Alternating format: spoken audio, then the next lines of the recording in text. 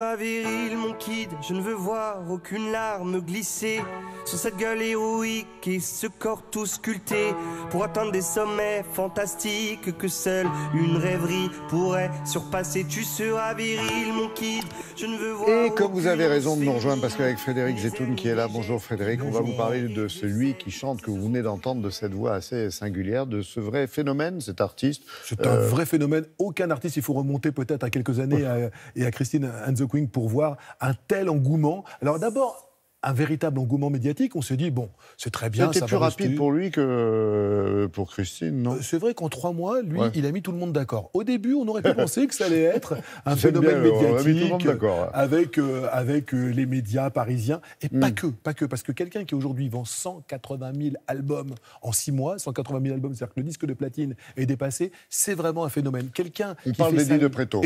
Voilà. qui fait ça le comble partout. Là, il sera le 6 et 7 novembre prochain à l'Olympia. C'est complet. 22 mars 2019 au Zénith, c'est en passe d'être complet. Il fait la tournée. C'est vraiment un vrai phénomène public. Et ce qui est très très étonnant, c'est que les thèmes abordés au départ par ce jeune homme qui dit, en fait, moi j'ai un non-genre. Mon genre, c'est le non-genre.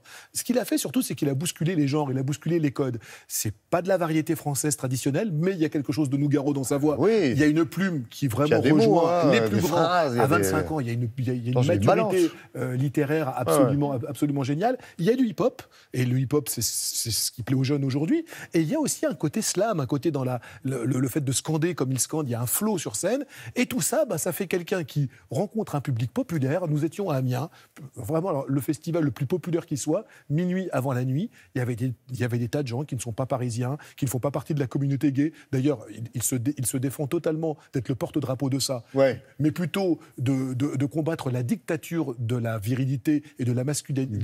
Ça, il le chante bien, ça. Il le chante magnifiquement bien, dans que l'on vient d'entendre. Et vous allez voir, un public familial, vient l'écouter et l'acclame. Regardez. Okay. Si je fais...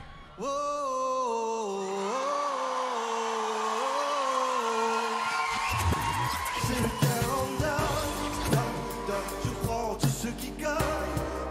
Comme j'ai pas compris les codes, même s'ils m'impressionnent, même si j'ai pas la cote, comme ça je me mens. J'ai le cœur en dehors. Eddie, la sortie de votre premier album a suscité un déferlement de louanges assez unique. Comment vivez-vous une telle avalanche de compliments? Plutôt bien. Ça me fait du bien, ça m'apaise. Après, j'essaie de garder un certain recul, une certaine décontraction vis-à-vis de tout ça et de me dire que j'ai envie d'être brillant ou encore plus brillant pour un deuxième album, pour la suite. Donc ça me motive. Tu seras viril, mon kid.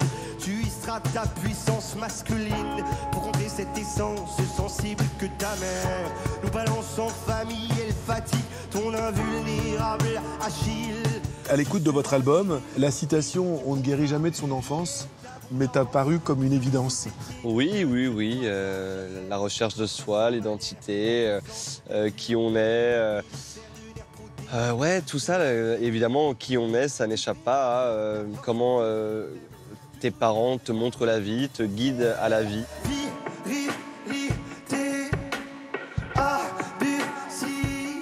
Et oui, il y a de ça. Il y a de la recherche personnelle et de la recherche comment on a été éduqué, comment j'ai été amené à ça et comment j'ai envie ou pas de ressembler à ce qu'on m'a amené. Je suis complètement normal, complètement banal. Je suis complètement normal, je suis complètement malade. Vous vous êtes senti mieux une fois que vous aviez accouché de cet album? Oui. Quand j'ai dit que mon album s'appellerait Cure, tout le monde m'a dit c'est un peu évident. Je suis ouais, mais j'aime cette évidence-là et cette sonorité-là du mot cure qui est un peu comme ça, qui vient titiller et heurter l'oreille. Cure, c'est pas très beau. Et je trouvais que l'album un peu dégageait ça. Si toi tu te sens beaucoup plus sain dans ta petite vie, ton petit train-train. J'ai pas tenté de me préserver, j'ai pas tenté de me ménager. J'ai eu juste envie de raconter telle quelle la réalité que j'étais en train de vivre et les sensations, les questionnements, les interrogations qui venaient en moi quand j'ai traversé un peu mon adolescence et mon jeune adulte. Davantage j'ai serré mes mâchoires lamentables et zélé des amants, des garçons de passage que j'ai tenté d'approcher, mais que ma mascarade a fait fuir lentement par sa froide embaussade. Vous parlez ouvertement de votre homosexualité en disant surtout de ne pas vouloir devenir un porte-drapeau. Vous n'avez pas peur de le devenir malgré vous? Bah non, justement.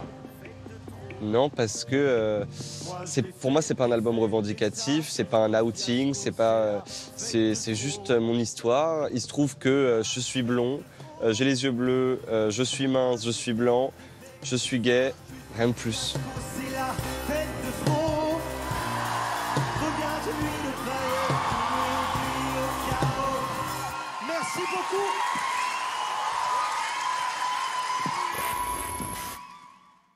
Personnage un peu instinctif, j'ai envie de dire, une bête de scène. Pas que instinctif. Le métier, ça s'apprend. Il ne s'est pas levé un matin en disant je vais aller sur scène. Il a vraiment pris le temps d'apprendre. Il a fait l'Institut musical des études de la scène. Il a vraiment appris ses classiques. On sent qu'il a écouté les grands auteurs. Il a appris ce métier. Ce métier s'apprend. Alors, bien sûr, sans talent, on n'y arrive pas. Avec le talent qu'il a, on peut vraiment penser qu'il va faire une grande route. Une date dans toutes celles qui sont passées, le 12 octobre prochain, il aura un petit pincement au cœur, il va jouer dans sa ville, à Créteil, la ville où il a grandi. Ça devrait être magique. Voilà. Merci beaucoup, Frédéric.